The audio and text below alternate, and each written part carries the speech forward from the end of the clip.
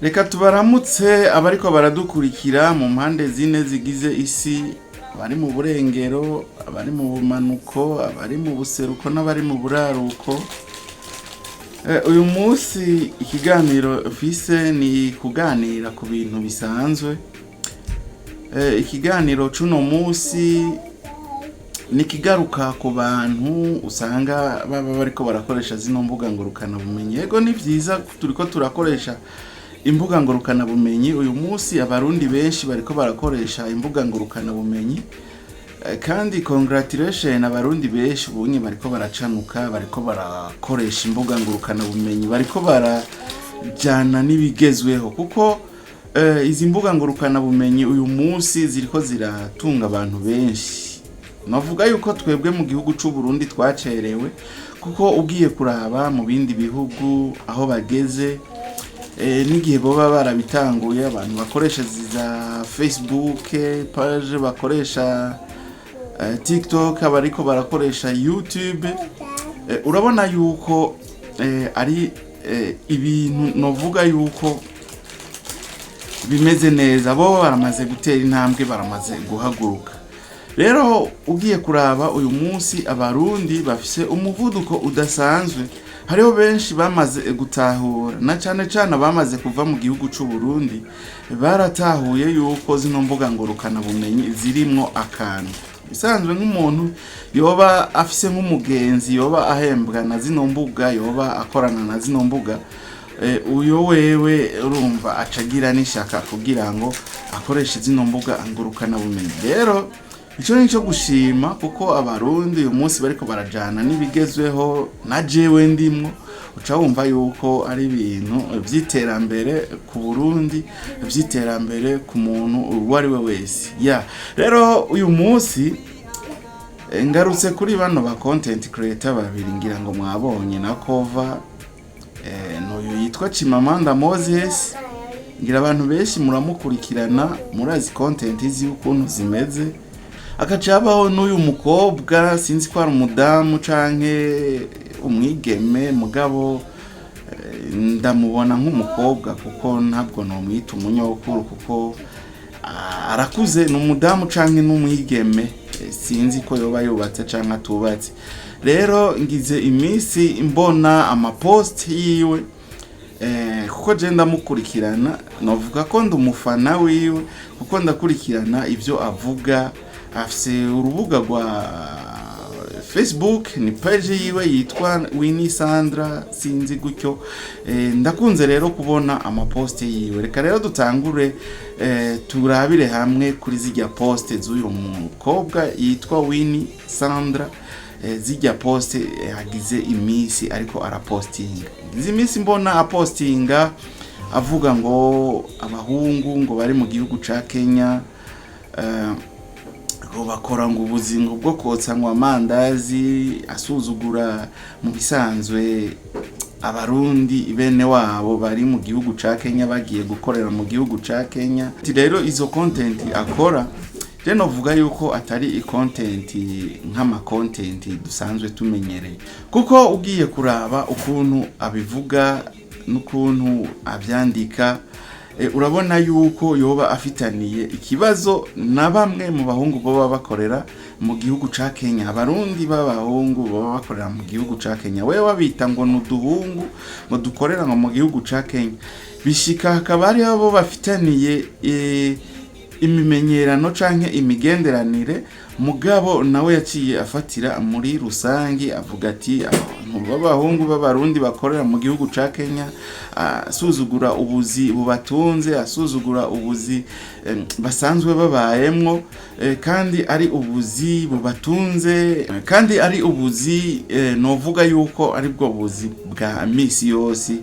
Kuko ubaye uraba ukuntu abasuzugura, bica biboneka yuko hari conflit entre bamwe na bamwe boba bamurondera. Kumbure murazi yuko abantu bari ku mitandao akenshi usanga bariko bararonderwa, na cane cane abantu babigeme, usanga hariho abahungu b'abafana baba barondera.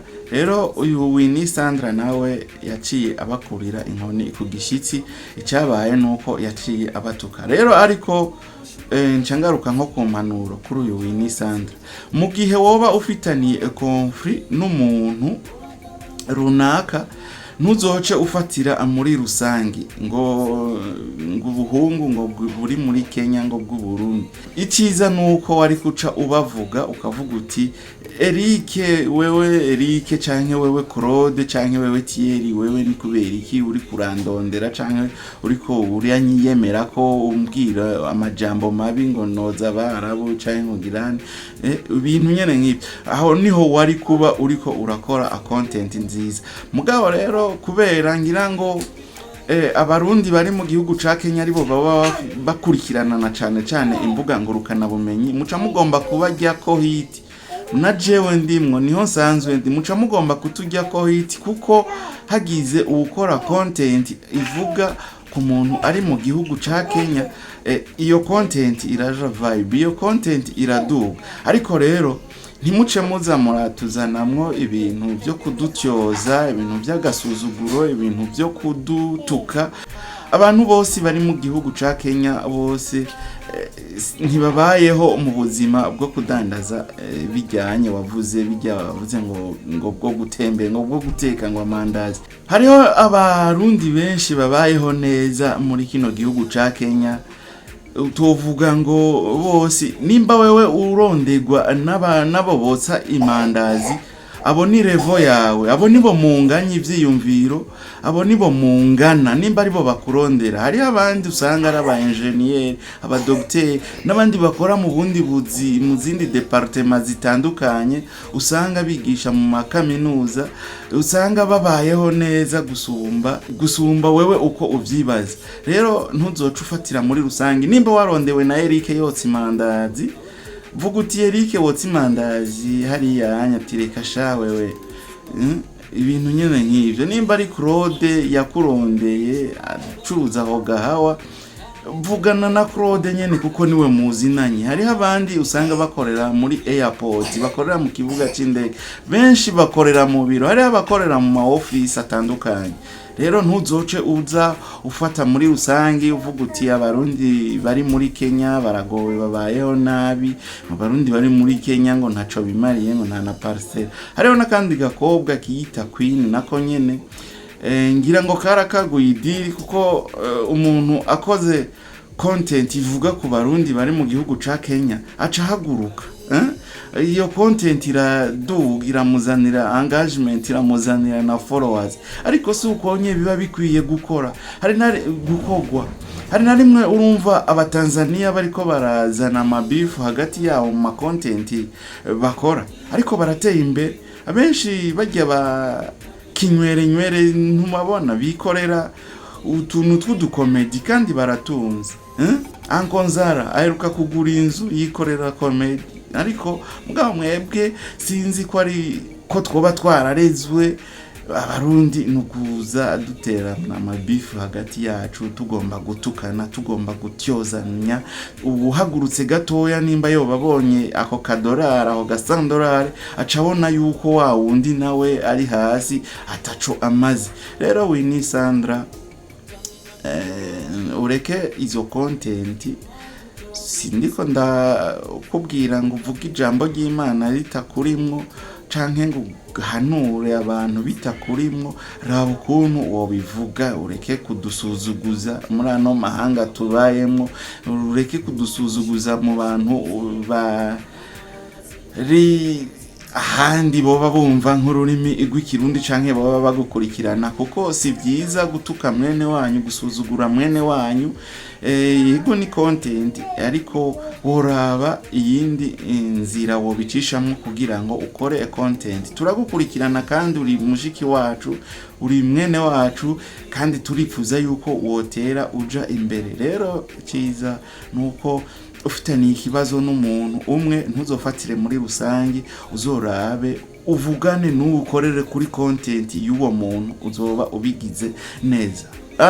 Hariho rero n'undi mugabo yitwa Chimamanda Moses. Chimamanda Moses abantu benshi ndazi muramukurikirana, muravye content ziwe usanga ari content ziri contre nama content ameze neza. Chimamanda Moses arakunze nawe kuvuga ku ndongozi z'igihugu, akunze kugomba kuja mu bintu vya politike, mugabo politike nawe ntazi ukuntu ikorwa, niko nobivuga. Rero ivya politike tubirekera abanyepolitike, twebwe tubirabisha amaso, kuko Chimamanda Moses nukuri nta politike uzi. Upfa kuvuga tugiye kuraba, je nagutahuye yuko woba uri nk'umuntu akeneye engagement, nk'umuntu yoba ari ku kazi, kuko mu gihugu c'u Burundi abarundi kamere zacu ibintu bitameze neza turabiha agaciro gusumba ibimeze neza. Umuntu azanye ibinyoma, azanye ibihuha canke azanye ibikopoza, turamukurikirana ukazusanga nivyo turiko turaraba gusumba ivya bindi ivy'ukuri.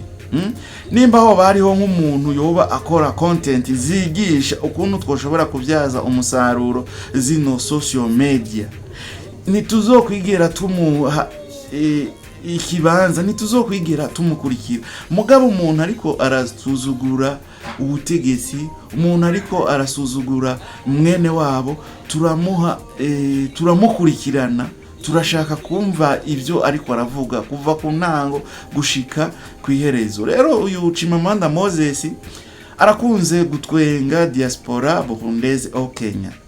Arakunze kubaza ngo ya diaspora ngo iri hehe, ngo ya diaspora ngo idasinzira, ngo ya diaspora y'ibikogwa, ukamengo turamuraje ishinga. Arakunze kuraba abantu nk'aba Fabrice Manirakiza ibikorwa bamaze gukora mu gihugu c'u Burundi, nkazijya nyumba Fabrice, nkazijya nzu Fabrice amaze kubaka. Chimamanda wewe uramaze kubaka n'ikigwati hari iwanyi Gishubi, nombura umunyagishubi, nta n'umusi wari ntabyo turabona. Yego naho uba warabigize nta biraje ku mugaragaro, kandi nkuko ubukurikiranwa n'abantu benshi, nimba wowe umaze nko kubaka naga shure basi k'abana bo mu wazero, canke nimba woba umaze kubaka nk'aka orphelinat kanaka mu gihugu c'u Burundi, ivyo biba bivugwa, tuba tuvyumva. Canke nimba woba umaze kubaka n'ikigwati na gitoya, ivyo tuba tuvyumva. Rero barundi kazi, ntituze turaha agaciro aba bantu udusanga bariko barakora ibintu dahesha agaciro umurundi, ahubwo dukurikire ba Ferguson. Fagatech Media n'umuntu ariko arigisha abantu mu gihugu ca Kenya ukuntu ushobora kuvyaza umusaruro zino mbuga angurukana bumenyi. Urashobora kumuraba, akoresha urubuga rwitwa Fagatech Media canke Alexini mubona kuri Facebook. Aho nkuyonye uwo n'umuntu w'akamaro, uwo niwe tuba dukwiye gukurikirana gusumba ibi vya Chimamanda baba baza bagomba kudutesha umutwe, aba ba Sandra baba baza kudusuzugura, badusuzuguza ngo abahungu bakorera muri Kenya ngo baguma babarondera ibintu nyene nk'ivyo. Hariho n'abandi benshi ngize iminsi nyene mbona bagomba gutyoza nyene abarundi bakorera mu gihugu ca Kenya, bagafatira muri rusange. Nimba baba barondeye bakurondeye uwitwa Queen Coco, nomba yitwa Queen Coco, nawe nyene n'umukobwa akiri muto, ndabona ariko arakunda kuvuga abahungu. Nimba wewe woba warahuye na Claude ariko arakurondera uri muri mu byo bihugu by'Abarabu, agomba kukugira inoti, ntuce usuzugurira abarundi muri rusangi bari mu gihugu ca Kenya, ngo uvuge ngo abarundi ngo ibiki n'ibiki ngo nabamaraya. Nimba yarakwatse umuzigo ari Claude, vuga uti Claude wewe uri umumaraya, uriki kuvuga ngo abarundi bari mu gihugu ca Kenya ngo nabamaraya. Abari muri Dubai urakunze kubavuga, ndiko mvuga witwa Queen Coco, kandi uri kurakurikiranwa. Uri kurakurikiranwa kubera iki? Uri kuvuga ibintu by'ibirofa gusa, utashobora kuvuga ibintu vy'ingirakamaro. Ivy'ingirakamaro ntimugomba kubivuga ngo tubiha agaciro kugira ngo dutere tuje imbere.